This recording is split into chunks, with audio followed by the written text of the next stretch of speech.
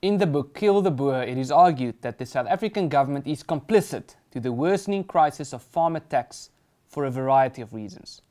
The book is still to be published, and while I will not go into all of those reasons for now, I will use this opportunity to focus on one of them: how farmer tax were dropped from the agenda by the South African government.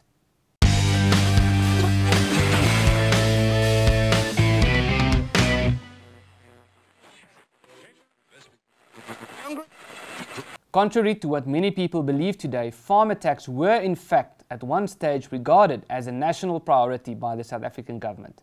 Farmer tax really became a problem in 1990, the year in which the prohibition on the ANC and other communist-aligned organizations was rescinded, effectively signaling the end of apartheid and white minority government.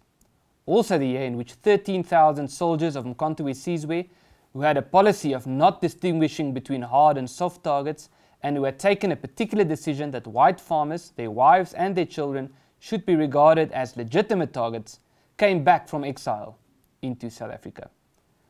Most of the political activity from February 1990 to April 1994 was consumed by the negotiations for a new political dispensation and the national elections of 1994, followed by the inauguration of President Nelson Mandela and the establishment of a new government.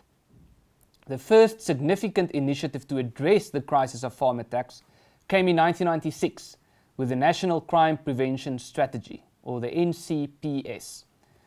To effectively reduce crime, it is necessary to transform and reorganize government and facilitate real community participation.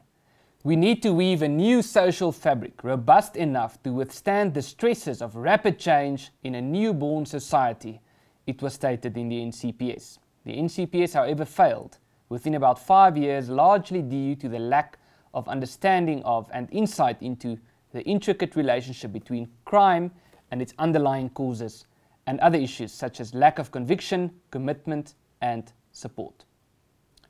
Then in 1997, the Rural Protection Plan, or the RPP, was developed.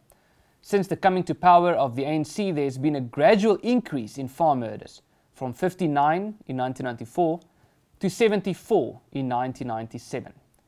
The RPP was implemented in October 1997 as government's reaction to calls by the South African Agricultural Union, now known as Agri-SA, that something needs to be done to address the increases in violent crime on farms and smallholdings.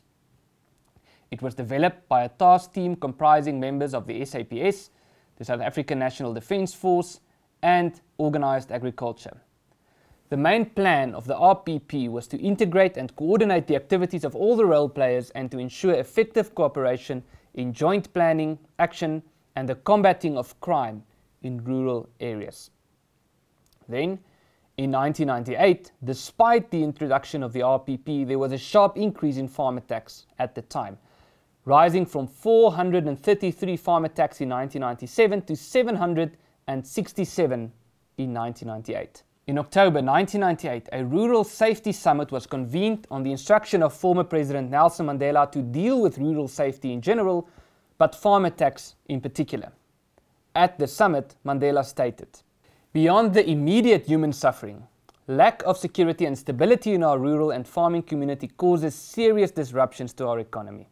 It threatens to bring reduced growth or production, loss of wages and profits, and in time, unemployment. It brings the spectre of deepening poverty and potential social instability and upheaval."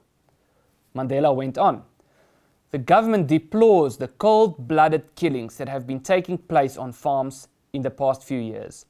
While killings on farms, like crime in general, have been a feature of South African life in general, the incidents of murder and assault in farming areas have increased dramatically in recent years." Then in 1999, the Priority Committee was representative of a number of government departments such as the South African Police Service, the South African National Defence Force, the Justice Department, Land Affairs and Agriculture, as well as agricultural organisations such as Agri-SA, TAU-SA, the African Farmers Union and Action Stop Farmer Tax. It presided over a variety of responsibilities, including the management of the RPP, attending to reports or complaints by any group, investigating serious allegations, consulting with all role players on a regular basis, etc. Despite these interventions, farm attacks were still on the rise. Then by 2001, more and more farmers began to believe that there was more to farm attacks than ordinary crime. And Tau SA pointed out that many of these attacks were executed with military precision, and that in many of these attacks, little to nothing was stolen, while the attacks were often accompanied by very high levels of brutality. A committee of inquiry into farm attacks was established in 2001 by the then Minister of Safety and Security, Steve Tshwete. Tshwete's announcement of a commission of inquiry was followed by another severe increase in farm attacks. The report was released in 2003. In conclusion, it stated, among other things, that the investigation of farm attacks was given high priority and that the conviction rate for farm attack cases was higher than for other similar crimes. This was linked to the fact that investigations were handled by specialized units. And that is where it ended.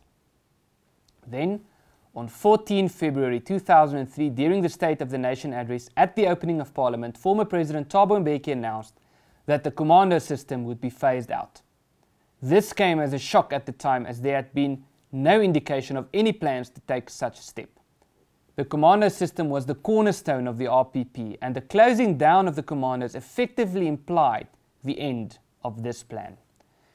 Dr. Johan Burger, who was in charge of rural safety in the South African Police Service at the time when the commandos were shut down, speculates what the reason for the shutting down of the commandos might be.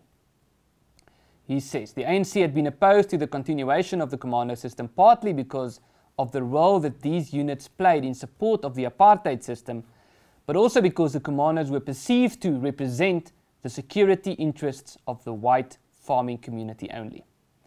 This correlates with the explanation provided by Siphiwe Nyanda, Chief of the South African National Defence Force at the time.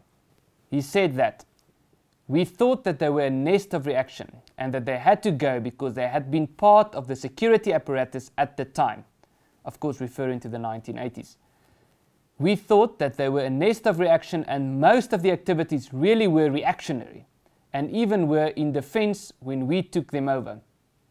We didn't think that they had a positive role to play in the new defence force that we were creating because we wanted to create a new defence force comprising both black and white soldiers with a new mindset, and we thought that the commandos had a different mindset from the one that we wanted to inculcate." With the disbanding of the commandos, an undertaking was given that the system would be replaced by a new plan and/or strategy that would fall under the South African Police Service instead of the South African National Defence Force. This was never done. Then in 2007, without any announcement or explanation, the publication of statistics on farm attacks and farm murders was summarily discontinued. This happened despite a 25% increase in farm attacks in the last year in which statistics were published.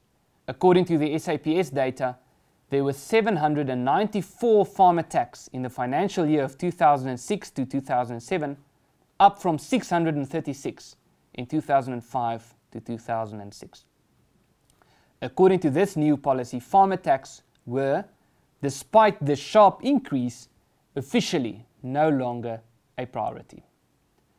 Then in 2014, upon receiving a written request to this effect by AfriForum, the South African Human Rights Commission organised a national investigative hearing into safety and security challenges in farming communities. In the subsequent report, the Human Rights Commission expressed concern that farm attacks remained a serious concern despite previous attempts at intervention. A long list of recommendations were provided in the report, of which virtually zero had received any attention by the South African government. What are we to make of this? There is a lot that can and that should be said about this. The fact remains, however, that farm attacks is a worsening crisis and that the South African government has effectively been deprioritising its reaction to this crisis over a time period stretching 15 years already. My name is Ernst and this is your fact sheet.